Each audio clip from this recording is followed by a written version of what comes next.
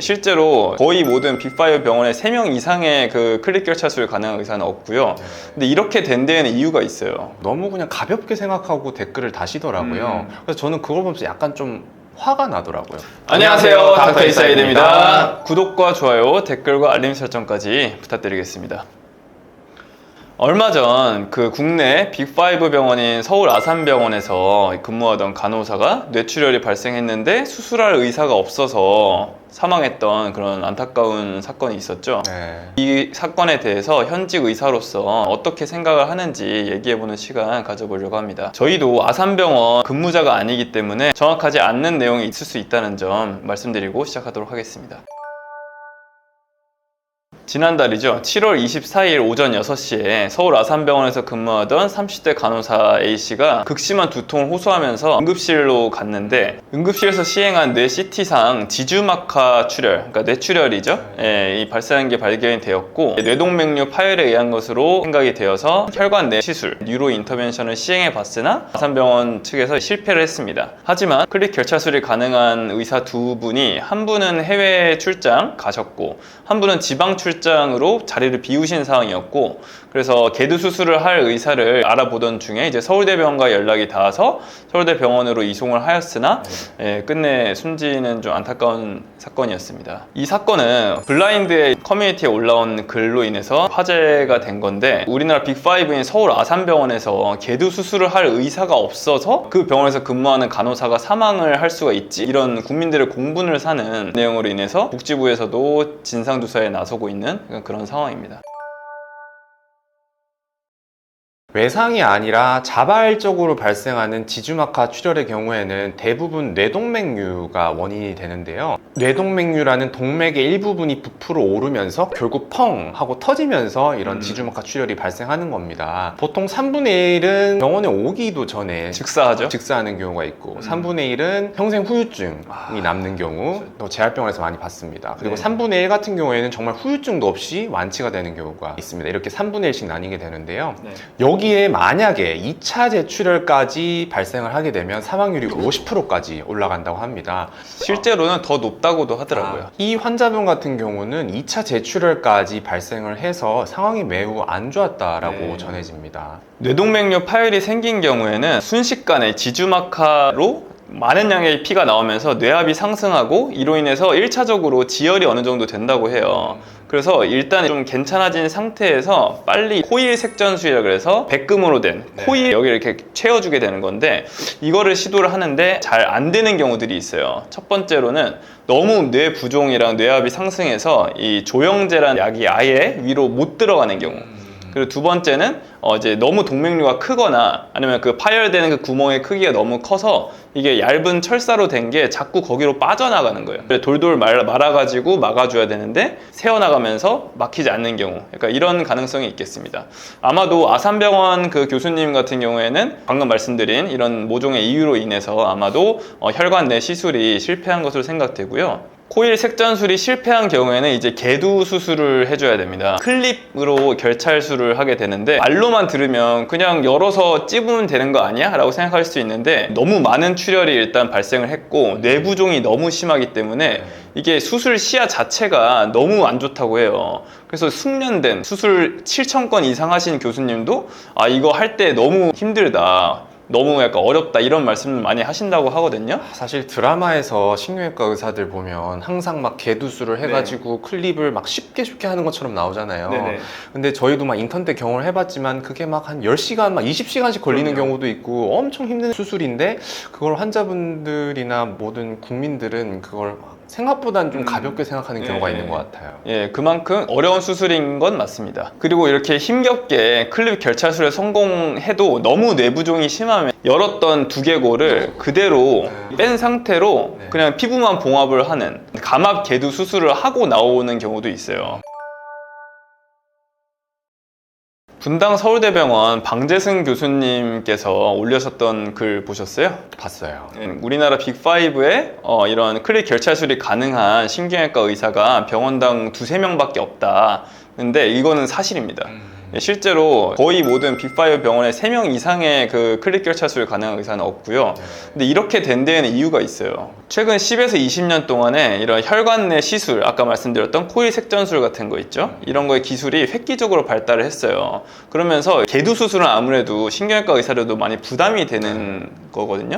뇌를 열어가지고 거기서 클릭 결차술을 한다는 건 상당히 엄청난 스트레스이기 때문에 그러니까 이쪽으로 많이 넘어왔다고 합니다. 이걸로도 어느 정도 다 색전이나 출혈에 대한 치료가 다 가능해졌기 때문에 대부분은 이걸로 해결이 됐어요. 근데 이걸로 안 되는 경우가 이번 아산병원 간호사 사망 케이스인 것 같습니다. 그리고 이렇게 그 어려운 수술이잖아요. 이런 숙련된 의사가 되려면 적어도 한 40대 중반 정도는 돼야겠죠? 예, 수많은 케이스들 경험을 해야 되는데 대학병원에서도 이국종 교수님 아시죠? 알죠. 예, 중증 외상이 돈이 안 되니까 아주대병원에서도 계속 약간 수술을 하면 할수록 적자가 나는. 맞아요. 예, 이것도 마찬가지입니다. 수술을 하면 할수록 적자가 나는 케이스고 상당히 고난이도의 수술임에도 불구하고 이게 책정된 수가가 이게 한 건에 한 350만 원? 이 정도로 책정이 되어 있다고 해요. 근데 이게 상당히 고난이도의 수술이고 환자가 사망할 수 있는 가능성이 너무나 높은 수술이기 때문에 신경외과 의사들도 이 수술을 좀 기피하는 경향이 있다고 합니다. 대학병원에서도 사실 클릭 결차술이 가능한 의사를 교수 TO를 한 2명에서 한 3명 정도로 계속 제한을 하게 되었던 거죠. 정말 안타깝네요. 네. 그러니까 필요하긴 한데 많아봐야 어찌됐든 병원에 적자가 나니까 네. 일부러 그 TU를 안 키우는 것도 있는 거죠. 그렇다면 이렇게 개두 수술이 가능한 신경외과 의사가 2분밖에 안 계신데 그러면 1년 365일을 2분이서 거의 퐁당퐁당이라고 그러죠. 예, 그렇게 하셨다는 얘기거든요. 한 번 당직을 서고 다음날 쉬는 게 아니에요. 보통 대학병원 교수님들은 또 외래 진료도 있고 스케줄이 잡힌 수술도 있고 입원 환자들도 있고 하기 때문에 당직을 서도 다음날 또 일을 하시는 거거든요. 그래서 이거를 지금 50대 분들이 계속 하시는 거는 진짜 상당히 체력적으로도 그렇고 그러니까 일단 기본적으로 이렇게 큰 병원에 이렇게 클리핑을 할 수 있는 의사가 2~3명밖에 없다는 게 현실적으로 너무 열악한 여건이 아닌가. 솔직히 지방이면 더 심하겠죠. 지방은 없는 데도 거의 이제 있습니다. 클리핑을 못 한다고 보면 되고, 그렇다면 이런 지방에 있으신 분들은 만약에 출혈이 생겼을 때는 이런 열악한 환경에 노출될 수밖에 없는 정말 안타까운 현실인 거죠. 우리나라의 절대적 의사 숫자는 절대 부족하지 않습니다. 지금 부족한 거는 기피과의 의사가 없는 거거든요. 신경외과 같은 경우에는 파트가 브레인 파트, 그다음에 스파인 파트, 크게 일단 두 가지로 나뉘고 브레인 안에서도 종양 파트와 혈관 파트로 나뉘거든요. 보통 뇌혈관 질환의 경우에는 수술 자체가 난이도도 높고 환자가 사망하는 케이스도 많기 때문에 소송에 많이 휘말릴 수가 있고요. 경찰 조사를 받는다든지 뭐 법원에 출석을 해야 한다든지 아니면 환자 보호자한테 멱살을 잡힌다거나 폭행까지도 당하는 경우도 많이 생기고 이러한 사건들을 겪게 되면서 혈관외과의들이 좀 이렇게 현타를 느끼는 순간이 많이 있다고 하더라고요. 그러면 뭐 경제적 보상이라도 있으면은 나을 텐데 수가 책정 측면에서도 매우 낮게 책정이 되어 있습니다. 고위험의 그런 수술을 함에도 불구하고. 사실 제가 그 기사들을 보니까 기사 댓글이 있잖아요. 댓글을 좀 몇 개 봤는데 그 중에 하나가 그런 것들이 있더라고요. 너네는 의사잖아. 의사면은 돈보다는 그 사람을 살리는 그런 사명감이 더 중요한 거 아니야?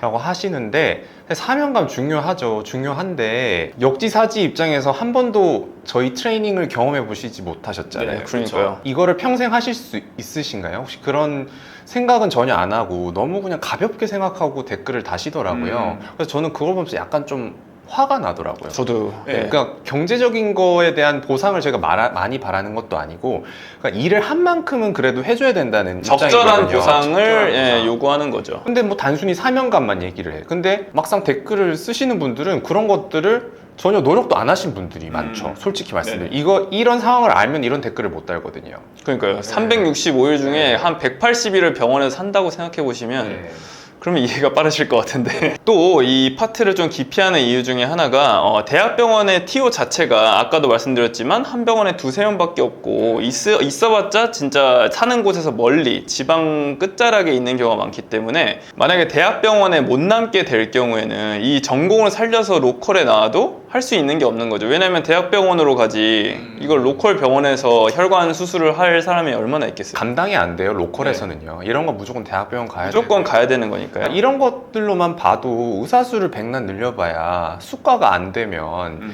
그런 대학병원에서는 TO를 늘릴 수가 없기 때문에 결국 맞아요. 똑같은 상황이 벌어집니다. 반면에 신경외과에 아까 척추 파트도 있다고 말씀드렸잖아요. 척추 같은 경우에는 비급여 진료가 많습니다. 그래서 아무래도 전공을 살려서 대학병원에 안 남고 바깥에 나가더라도 이거를 일을 할 때 충분히 도움을 받을 수 있기 때문에 같은 신경외과를 전공한 전문의더라도 척추 파트를 선택하는 그 전문의 숫자가 점점 증가하고 있는 게 현실입니다. 정리를 해보자면 이번 아산병원 간호사 사망 사건의 경우에는 케이스 자체가 매우 위중한 케이스였고요. 2차 재출혈 같은 경우에는 사망률이 매우 높기 때문에 이거는 아산병원에 개두 수술을 가능한 의사가 있었어도 좀 힘든 케이스였다고 보여지긴 합니다. 이 과정에서 아산병원의 의료진들은 충분히 최선은 다 한 걸로 보여지고요. 다만 개두 수술이 가능한 신경외과 의사가 한 병원에 2~3명밖에 없다는 현실은 국가적 차원에서 좀 지원이 절실할 것으로 생각이 됩니다. 끝까지 시청해주셔서 감사합니다.